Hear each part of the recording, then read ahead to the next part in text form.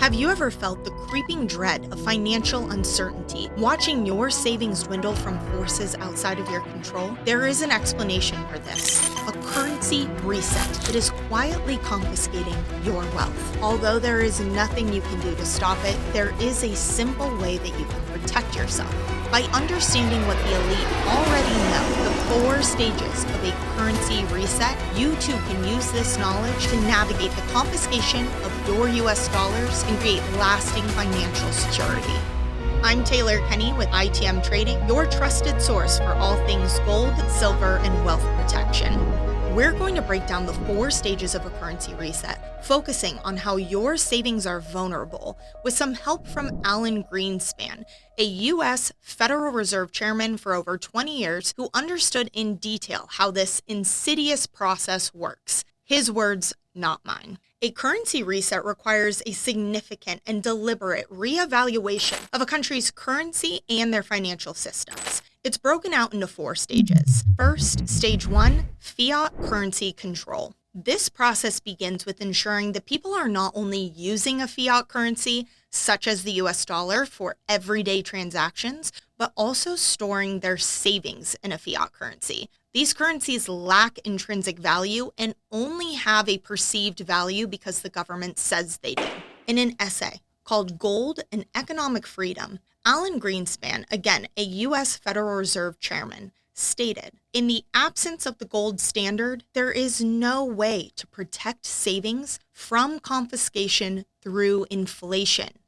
There is no safe store of value. If there were, the government would have to make its holdings illegal, as was done in the case of gold." For over a century, the wealthy and well-connected have understood that owning gold protects your wealth and your power from inflation, which is why in 1933, the United States government made it illegal to hold gold, thereby forcing people to use the US dollar instead. Once people were using the government-controlled US dollar, the United States government was able to spend money that it didn't have, creating mass amounts of debt and leading us to stage 2, inflationary theft. As the costs of goods and services rise, your dollar buys less, which means that it is worth less. Continuing on with Alan Greenspan's essay, the financial policy of the welfare state requires that there be no way for the owners of wealth to protect themselves. This is the shabby secret of the welfare statist tirades against gold.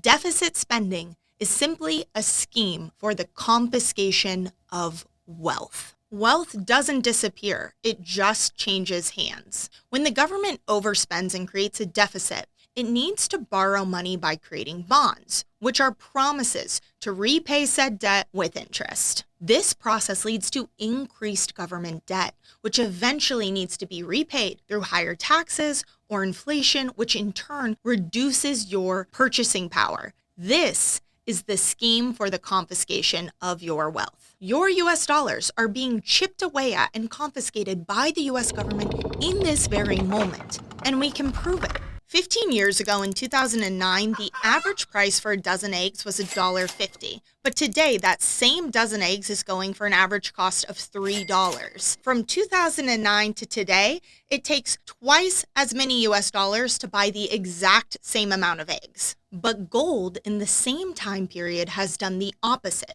In 2009, the spot price of gold was $972 per ounce. Today, it's just over $2,100, which means that it takes half of the amount of gold to buy the same item as it did in 2009. Your purchasing power has actually doubled. And what else has changed in those 15 years? The United States debt. In 2009, the U.S. debt was close to $13 trillion. Today, it's almost $35 trillion.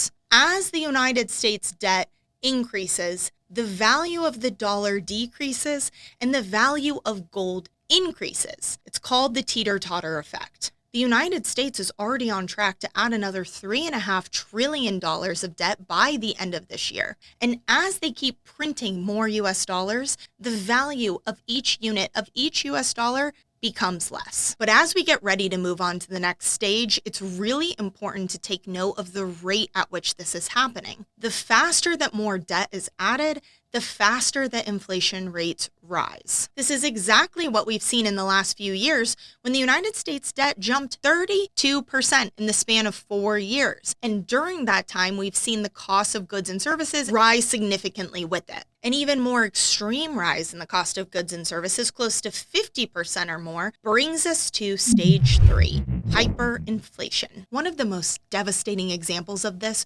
was Weimar Germany following World War I.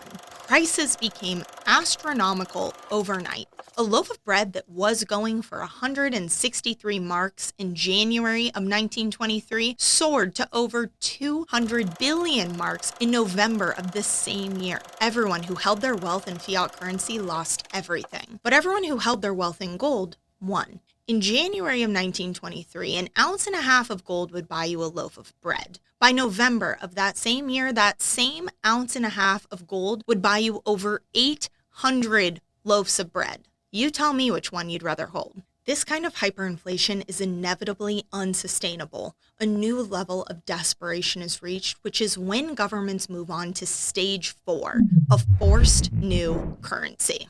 Imagine a situation where prices are so out of control and the value of your currency is so diminished that the government has no other option but to issue a new currency.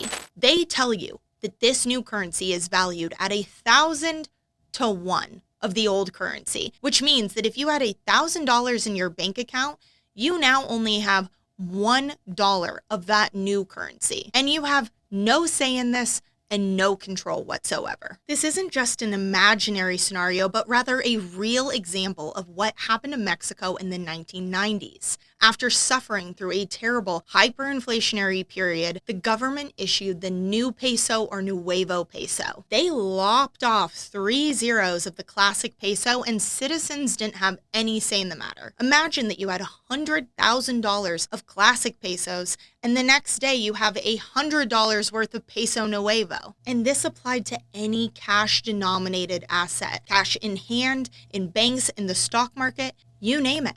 Greenspan finishes his thoughts by saying that gold stands in the way of this insidious process. It stands as a protector of property rights. If one grasps this, one has no difficulty in understanding the status antagonism toward the gold standard. While gold serves many important functions, one of the most, if not the most important one, is that it holds and protects your purchasing power over time. The reason why the government is anti-gold or anti-anything today that's outside of the system is because it gives people a way to protect their wealth. And if wealth is protected, it prohibits the government from overspending and manipulating currency, which limits their ability to redistribute wealth through inflation. So let me ask you this. Do you feel confident that the United States government is going to stop overspending? Or will they continue to use your wealth to pay back their unsustainable debt? Personally, I think that it will get so out of control that we will move into stage 3 and 4 and a currency reset will be the only option left. And at that point, you won't have a say in this new currency. It could be a new version of the dollar that's brought in, or it could be a programmable central bank digital currency. Either way, you lose. And even if it's not a currency reset, just look at the last 15 years. I don't want to wait any longer and find out how much more of my wealth is going to be confiscated through this scheme. This is why it is essential to make sure that you are protected outside of the system, outside of fiat currency, in a way that is immune to deficit spending and inflationary practices. There is a reason that Alan Greenspan states that gold stands as the protector of property rights. There is a reason that he explains why the government is against you owning gold. And again, if anyone should know, it would be him. If you want to learn more about everything that I just talked about and how to protect yourself, talk to one of our expert analysts, click the link below, and get a call set up today. Thank you so much for being here with me. As always, I'm Taylor Kenney with ITM Trading. Until next time.